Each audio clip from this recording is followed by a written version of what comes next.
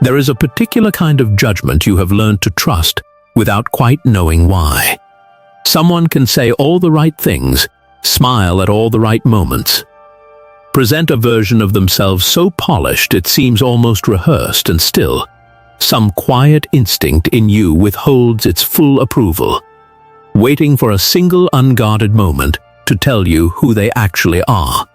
Why does character so often reveal itself not in what someone says about themselves, but in one small, unremarkable moment they never expected to be watched? Why do you trust that moment more than 100 confident words? Before we explore this together, subscribe to this channel, where we uncover the hidden psychology behind everyday life. Picture a mask, carved so precisely it can hold almost any expression required of it: warmth for a stranger, patience for a colleague, generosity for anyone worth impressing. Masks are remarkably durable in front of an audience.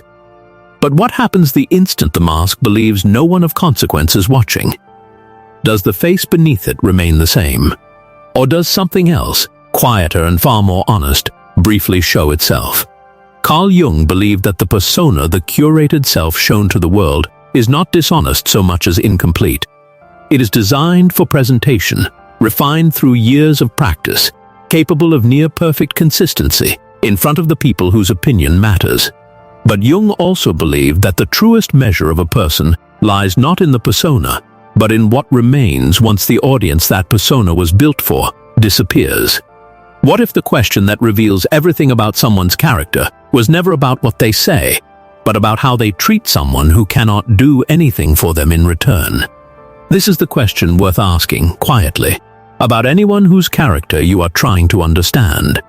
How do they treat someone with nothing to offer them? Not the boss who can promote them. Not the partner whose affection they are trying to secure. Not the friend whose opinion carries social weight. The waiter who mixed up an order. The stranger who cannot advance their career. The person too powerless to ever repay a kindness or punish its absence. Why does this particular moment reveal so much when it seems, on the surface, so unremarkable? Because the persona is built primarily for exchange, for situations where kindness might be noticed, rewarded, or reciprocated. Remove the possibility of exchange entirely, and what remains is no longer a performance. It is simply the person. Consider what this reveals in practice. Someone who speaks warmly to executives and dismissively to assistants is not simply having an inconsistent day. They are displaying an entire internal hierarchy, one where respect is currency, dispensed strategically rather than given freely. Someone who is patient with people who can benefit them, and short-tempered with those who cannot, is quietly demonstrating precisely how much of their kindness was calculation rather than character. Was that warmth ever really warmth? Or was it simply strategy, dressed convincingly enough to pass as virtue? Alfred Adler believed that a person's true attitude toward others is best revealed not in comfortable circumstances, but in moments requiring some form of sacrifice of time, of attention, of patience, without any promise of return. Perhaps this is why the small, forgettable interactions reveal so much more than the polished, memorable ones. There is no incentive to perform decency towards someone who will never mention your name to anyone who matters. And so, whatever remains in that unwatched moment is very often the truth. But here is the harder question, turned back toward yourself. How do you treat the people who can offer you nothing in return?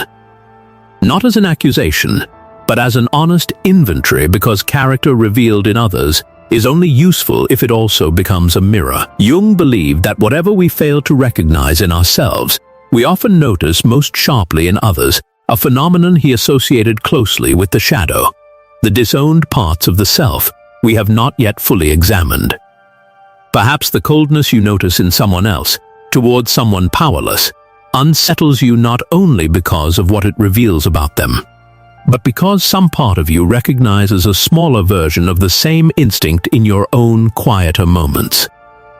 Picture the tree standing bare through winter, appearing from a distance like something finished, without depth. Beneath the surface, unseen, the roots continue their patient widening in the dark. Is a small, unkind moment always simply a flaw to condemn? Or can even a personal recognition, noticing this instinct honestly in yourself, become the beginning of something worth growing beyond? This is the turn worth making gently here. Recognizing character, in others and in yourself, is not primarily about judgment. It is closer to something Jung called individuation, the long, uneven process of aligning who you present to the world with who you actually are underneath, until the two require no separate performance at all.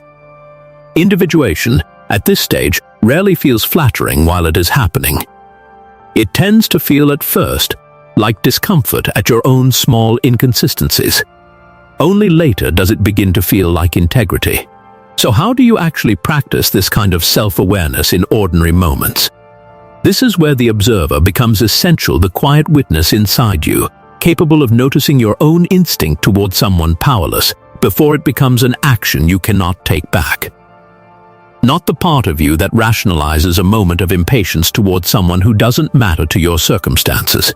The part that can simply notice, honestly, I just treated that person differently because they could not affect my life.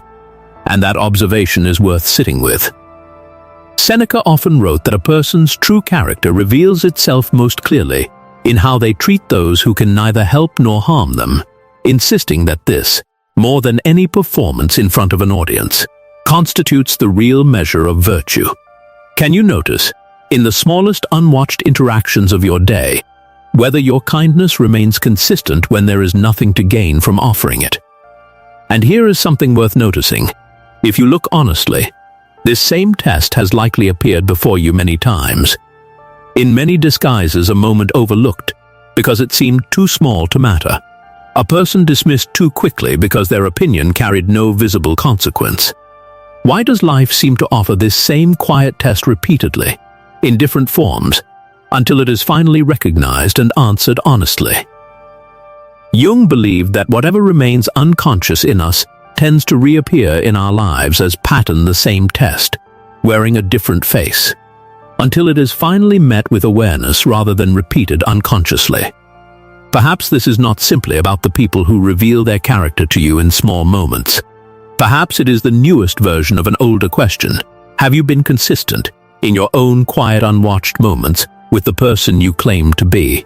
Viktor Frankl believed that between what happens to a person and how they respond, a space exists narrow, but entirely their own. You cannot control how someone else treats a person who can offer them nothing. But the space between noticing your own instinct in a similar moment and choosing, deliberately, a more consistent character, that space belongs entirely to you. So, what does this kind of quiet integrity actually look like in daily practice? Not something dramatic, not a single grand gesture meant to prove something to an audience. It might look like speaking to someone in a service role, with the same patience you would offer someone whose opinion carries social weight. It might look like choosing peace over the satisfaction of being right in an argument no one else will remember by tomorrow. It might look like extending the same warmth to someone who forgot your name as to someone who remembers it perfectly. It might look like sitting alone with the quiet discomfort of noticing your own inconsistency without immediately excusing it away. None of this arrives with fanfare. Jung once suggested that people will do almost anything to avoid confronting the less flattering parts of their own character. And if that is true, then simply noticing an inconsistency honestly, without rushing to justify it, may already be a significant act of courage. Return, for a moment, to the mask and the unguarded instant when its expression briefly slips. Imagine watching that moment now, not to condemn the person wearing it, but simply to understand what it reveals about them, and quietly, about yourself as well. Does that make character something to fear discovering? Or does it simply mean you now know exactly where to look?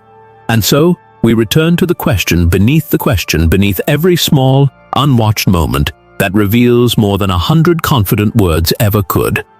What actually remains of someone's character once every audience capable of noticing has left the room?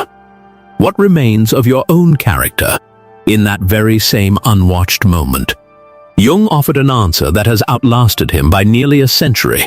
Until you make the unconscious conscious, it will direct your life, and you will call it fate. Perhaps the truest test of character was never a dramatic moment at all. Perhaps it has always been hiding in plain sight in how gently, or how carelessly, we treat the people who will never be able to repay us for noticing them at all. If this resonated, subscribe to this channel and join us as we keep uncovering these hidden truths. What is one small, unwatched moment that revealed someone's true character to you? Write it in the comments below, and let that mask, wherever you find it, finally tell you the truth.